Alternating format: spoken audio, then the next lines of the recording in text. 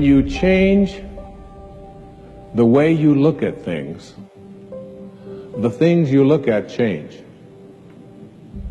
Albert Einstein once observed that the most fundamental and major decision that you have to make in your life is this: do I live in a friendly or a hostile universe? Which is it?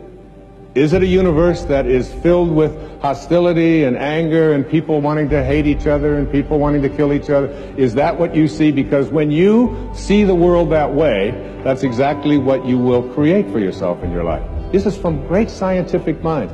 And the interesting thing is that this is not just a clever play on words, that when you change the way you look at things, the things you look at change. I'd like you to imagine the following scene. You're in your house. You've got your car keys in your hand. The lights go out. Power failure. You can't see a thing. You stumble around in your living room and you drop your keys. And you look around for a moment and you realize that you're never going to find them in the dark. But you look outside and you notice that the street lights are on. So in your mind, a light bulb goes off. I'm not going to sit around here in the dark and grope around looking for my keys when there's a light on outside. I'm going to go out here under the street light and I'm going to look for my keys. Why are you laughing? This makes a lot of sense. So you're out here and you're groping around and you're looking for your keys and you're looking and looking, and your neighbor comes along and says, "What happened, Wayne?" "Well, I dropped my keys." "Oh, I'll help you look for them." And the two of us are now down here looking for our keys. And looking, finally he says to me, "Excuse me, but where did you drop your keys?" "Well, I dropped them in the house." He said, "You mean to tell me that you dropped your keys in the house and you're looking for them out here in the streetlight? Doesn't make any sense." And I said, "Well, it doesn't make any sense to grope around in the dark when there's light out here." Now you laugh and you think how silly that is, but isn't that exactly what we do when we have a problem, a difficulty, a struggle that is located inside, and we're looking for the solution outside, someplace outside of ourselves? It would be like going to the doctor and telling him all of your symptoms, and the doctor says, "Oh boy, you've got a lot of symptoms." And he starts writing out prescriptions.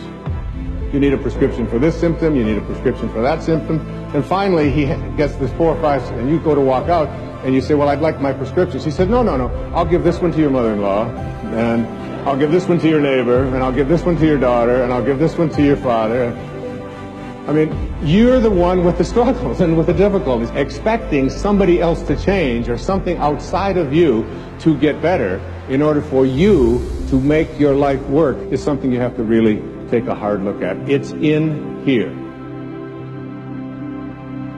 And this is a very difficult principle for many people to get, but one that I believe very strongly in. I was in a group one time of drug addicts and alcoholics.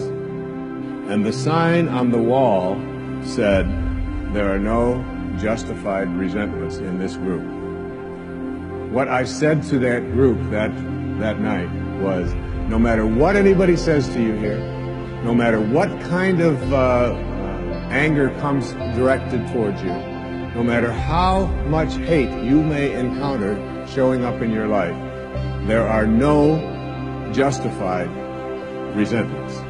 Meaning that if you carry around resentment inside of you about anything or about anyone, and I'm talking about the person that you lent money to and hasn't paid you back, I'm talking about the person in your life that you feel was abusive in your life, I'm talking about the person who walked out on you and left you for somebody else, I'm talking about all of the things that you have justified in your heart and in your life that you have the right to be resentful about. And I'm suggesting to you that those resentments will always end up harming you and creating in you a sense of despair. No one ever dies from a snake bite. The snake bite will never kill you. You cannot be unbitten. Once you're bitten, you're bitten. But it's the venom that continues to pour through your system after the bite that will end up destroying you. There are many ways to get the things that we want for ourselves in our lives, but basically, it all begins with how we choose to think. As you think, so shall you be. 7 little words that I think are perhaps the most important things that we can learn and master in our lives. This old proverb notion that I become what I think about all day long. And once you know that what you think about is what expands, you start getting real careful about what you think about.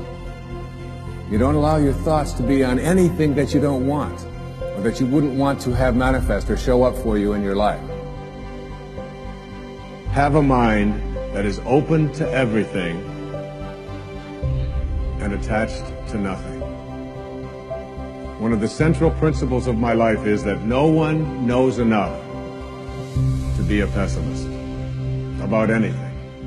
And that each and every one of us, when we close our mind to what is possible for us or what is possible for humanity, closes off the genius that resides and lives in each and every one of us. Having an open mind doesn't necessarily mean finding fault with all of the things that you've been taught by others. It means opening yourself up to the potentiality and the possibility that anything and everything is possible. So having a mind that is open to everything and attached to nothing really means finding within ourselves the ability to get rid of a trait that I find so common in the contemporary world.